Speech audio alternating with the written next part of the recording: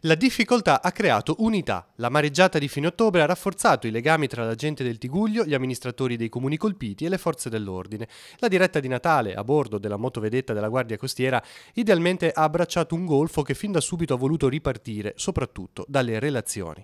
In 5 ore di trasmissione abbiamo toccato Portofino, Santa Margherita Ligure, Rapallo e Sesti Levante, passando per Zoagli, Chiavari e Lavagna, inviando cartoline del golfo.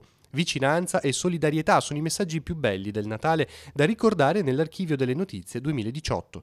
Lo dimostra il fatto che tutto ciò che vedete è stato frutto proprio di una macchina che funziona, costituita da tante parti, dove ogni parte, ogni soggetto svolge il suo ruolo fino in fondo, non limitandosi a dire ah, ma questo non mi compete oppure non è appunto compito mio. Tutti quanti abbiamo messo al primo posto la necessità di restituire ai cittadini la loro ordinarietà. Fatta la conferenza di servizi e stabilito il cronoprogramma, il 4 gennaio sarà estratta l'impresa che effettuerà i lavori di recupero della provinciale 227, dopodiché si lavorerà a ritmo serrato per riaprire la viabilità entro Pasqua, almeno a senso unico alternato.